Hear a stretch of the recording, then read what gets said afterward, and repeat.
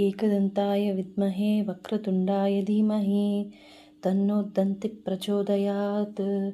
ಓಂ ಗಣಪತಯೇ ನಮಃ. ನಮಸ್ಕಾರ ವೀಕ್ಷಕರೇ. ತುಲಾರಾಶಿಯವರಿಗೆ ಜುಲೈ 26ರಿಂದ ಆಗಸ್ಟ್ 1ನೇ ತಾರೀಕುವರೆಗೂ ವಾರ ಭವಿಷ್ಯ ಹೇಗಿದೆ ಅಂತ ನೋಡೋಣ. ನೀವೇನಾದರೂ ನಮ್ಮ ಚಾನಲ್ನ ಸಬ್ಸ್ಕ್ರೈಬ್ ಮಾಡದೆ ನೋಡ್ತಾ ಇದ್ದರೆ ದಯವಿಟ್ಟು ಸಬ್ಸ್ಕ್ರೈಬ್ ಮಾಡ್ಕೊಂಡು ನೋಡಿ. ವೃತ್ತಿಯಲ್ಲಿ ಹೇಳಬೇಕಾದ್ರೆ ಈ ವಾರ ನೀವು ತುಂಬ ಬ್ಯುಸಿಯಾಗಿರ್ತೀರ. ನಿಮಗೆ ಹೊಸ ಪ್ರಾಜೆಕ್ಟ್ ಸಿಗಬಹುದು ಅಥವಾ ಪ್ರಮೋಷನ್ ಬಗ್ಗೆ ಮಾತುಕತೆ ನಡೆಯಬಹುದು. ಒಟ್ಟಾರೆ ಈ ವಾರ ನಿಮ್ಮ ಕಠಿಣ ಪರಿಶ್ರಮಕ್ಕೆ ತಕ್ಕ ಪ್ರಶಂಸೆ ಸಿಗುತ್ತೆ. ನಿಮಗೆ ಅದ್ಭುತವಾದ ಅವಕಾಶಗಳು ಸಿಗುತ್ತೆ. ನೀವು ಶೈನ್ ಆಗೋಕ್ಕೆ, ನಿಮ್ಮ ಮಾತನ್ನು ವ್ಯಕ್ತಪಡಿಸಲು ಈ ವಾರ ತುಂಬ ಅನುಕೂಲಕರವಾಗಿದೆ. ಹೆಚ್ಚು ಬದಲಾವಣೆಯ ವಾರ ಅಂತಲೂ ಹೇಳಬಹುದು. ಸೀನಿಯರ್ಸಿಂದ ರೆಕಗ್ನಿಷನ್, ಮನ್ನಣೆ ಸಿಗುತ್ತೆ ನಿಮಗೆ. ಕೆಲಸದಲ್ಲಿ ನಿಮ್ಮ ಕಾಂಪಿಟೇಟರ್ಸ್ ಇರ್ತಾರಲ್ವ, ಅವರನ್ನು ಕೂಡ ತುಂಬ ಚೆನ್ನಾಗಿ ಮ್ಯಾನೇಜ್ ಮಾಡ್ತೀರ ನೀವು. ಅಡಗಿರುವ ಯಾವುದೇ ಅಡೆತಡೆಗಳನ್ನು ಎದುರಿಸುವ ಸಾಮರ್ಥ್ಯ ನಿಮ್ಮಲ್ಲಿ ಇರುತ್ತೆ. ಈ ವಾರ ನೀವು ಒಳ್ಳೆಯ ಅಭಿವೃದ್ಧಿಯನ್ನು ನೀವು ಕಾಣಬಹುದು. ನಿಮ್ಮ ಗಮನ ಎಲ್ಲ ಕೆಲಸದಲ್ಲಿ ನಿರಂತರವಾಗಿ ಇರುತ್ತೆ. ನಿಮ್ಮಲ್ಲಿ ಆಲೋಚನೆ ಬರುತ್ತೆ. ನಿಮ್ಮ ಕೆಲಸದಿಂದ ನಿಜವಾಗಿಯೂ ನಿಮ್ಮ ದೀರ್ಘಕಾಲೀನ ಯೋಜನೆಗಳಿಗೆ ಸರಿ ಹೊಂದುತ್ತಾ ಎಲ್ಲವೋ ಅನ್ನೋದು ನೀವು ಪ್ರಶ್ನೆ ಮಾಡ್ಕೊತೀರ ನಿಮಗೆ ನೀವೇ. ಹಣಕಾಸಿನ ವಿಚಾರದಲ್ಲಿ ಆದಾಯ ಸ್ಥಿರವಾಗಿರುತ್ತೆ.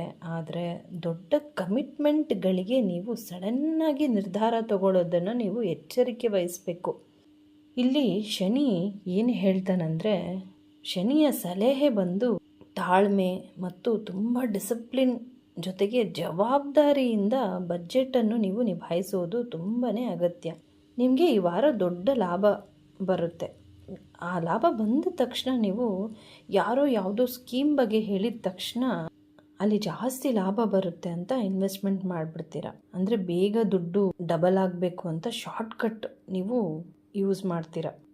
ಆದರೆ ನೀವು ಆತುರಪಟ್ಟು ನಿರ್ಧಾರಗಳನ್ನು ತಗೊಳ್ಳೋದನ್ನು ಅವಾಯ್ಡ್ ಮಾಡಬೇಕು.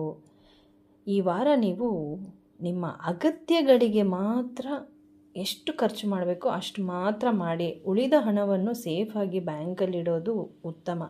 ನೀವು ಕಷ್ಟಪಟ್ಟು ದುಡಿದ ಹಣವನ್ನು ಜಾಗರೂಕತೆಯಿಂದ ಕಾಪಾಡಿಕೊಳ್ಳುವುದು ನಿಮ್ಮ ಜಾಣತನ ಅಲ್ವಾ. ಕುಟುಂಬದ ವಿಚಾರ ಹೇಳಬೇಕಾದ್ರೆ ನಂಬಿಕೆ ಗಟ್ಟಿಯಾಗುತ್ತೆ ನಿಮ್ಮ ಸಂಬಂಧದಲ್ಲಿ. ಮತ್ತು ಈ ವಾರ ನೀವು ಹಳೆಯ ಸ್ನೇಹಿತರನ್ನು ಮೀಟ್ ಮಾಡಬಹುದು ಮತ್ತು ಪ್ರಭಾವಿ ವ್ಯಕ್ತಿಗಳ ಕಾಂಟ್ಯಾಕ್ಟ್ ಗಳಿಸ್ಕೊಂಡು ಅದರಿಂದ ನಿಮ್ಮ ಪರ್ಸ್ನಲ್ ಮತ್ತು ಬಿಸ್ನೆಸ್ ಬೆಳವಣಿಗೆಗೆ ತುಂಬ ಅನುಕೂಲವಾಗುವ ಸಾಧ್ಯತೆ ಇರುತ್ತೆ. ಈ ವಾರ ನೀವು ಮನೆಯವರ ಜೊತೆ ಮಾತನಾಡುವಾಗ ಸ್ವಲ್ಪ ತಾಳ್ಮೆ ಮುಖ್ಯ ಆಗುತ್ತೆ. ನಿಮ್ಮ ಮಾತು ಇಲ್ಲಿ ತುಂಬಾ ಮುಖ್ಯ. ಅದರಿಂದ ಹೆಚ್ಚು ಜಾಗ್ರತೆ ವಹಿಸಿ ಮಾತಾಡಿ. ಸಣ್ಣ ತಪ್ಪು ತಿಳುವಳಿಕೆಗಳು ಆಗಲ್ಲ, ಆವಾಗ ಅವಾಯ್ಡ್ ಆಗುತ್ತೆ. ಆರೋಗ್ಯದ ವಿಚಾರ ಹೇಳಬೇಕಾದ್ರೆ ಕೆಲಸ ಮತ್ತು ರೆಸ್ಟು, ಈ ಎರಡರ ವಿಚಾರದಲ್ಲಿ ನೀವು ಬ್ಯಾಲೆನ್ಸ್ ಮಾಡಬೇಕು. ಕೆಲಸನೂ ಮಾಡಬೇಕು, ಈ ಕಡೆ ರೆಸ್ಟು ತಗೋಬೇಕು. ಇಲ್ಲಾಂದರೆ ತುಂಬ ಆಯಾಸ ಮಾಡ್ಕೊತೀರ ಅತಿಯಾಗಿ ಕೆಲಸದ ಒತ್ತಡದಿಂದ. ಪ್ರತಿದಿನ ನೀವು ತಪ್ಪದೆ ಲೈಟಾಗಿ ಎಕ್ಸಸೈಸ್ ಮಾಡಲೇಬೇಕು, ತುಂಬಾ ಮುಖ್ಯ. ನೀವು ಸಾಕಷ್ಟು ನೀರನ್ನು ಕುಡಿಬೇಕು. ಜಾಸ್ತಿ ಕೆಲಸ ಮಾಡ್ತಾ ಇರ್ತೀವಿ, ಕರೆಕ್ಟಾಗಿ ನೀರು ಕುಡಿಯೋದು ನಾವು ಮರ್ತೋಗ್ತೀವಿ. ಅದನ್ನು ನಾವು ಮರಿಬಾರ್ದು. ನೀರನ್ನು ಟೈಮ್ಗೆ ಕುಡಿಬೇಕು. ರೆಸ್ಟು ತಗೋಬೇಕು. ಮನುಷ್ಯನಿಗೆ ರೆಸ್ಟು ತುಂಬಾ ಮುಖ್ಯ. 8 ಅವರ್ ನಿದ್ದೆ ಸರಿಯಾಗಿ ಮಾಡಿ. ಕೆಲಸ ಅದ್ರ ಪಾಡಿಗೆ ಅದು 8 ಅವರಲ್ಲ, 10-11 ಅವರು ಆಗುತ್ತೆ ಕೆಲಸ.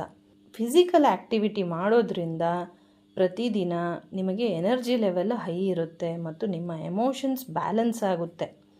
ಅತಿಯಾಗಿ ಆಲೋಚನೆ ಮಾಡೋಕ್ಕೆ ಹೋಗಬೇಡಿ. ಪರಿಹಾರ ಬಂದು ನಿಮ್ಮ ರಾಶ್ಯಾಧಿಪತಿ ಶುಕ್ರ ಕೇತುವಿನ ಜೊತೆ ಇರೋದ್ರಿಂದ ಓಂ ಶುಕ್ರಾಯ ನಮಃ ಅಂತ ಮಂತ್ರವನ್ನು 108 ಸಲ ಜಪಿಸಿ. ಪ್ರಾಣಿ ಪಕ್ಷಿಗಳಿಗೆ ಆಹಾರ ನೀಡಿ. ಅದರಿಂದ ಗ್ರಹಗಳಿಂದ ಆಗುವ ಅಡೆತಡೆಗಳನ್ನು ದೂರ ಮಾಡುತ್ತೆ. ಒಳ್ಳೆಯದಾಗುತ್ತೆ. ಧನ್ಯವಾದಗಳು.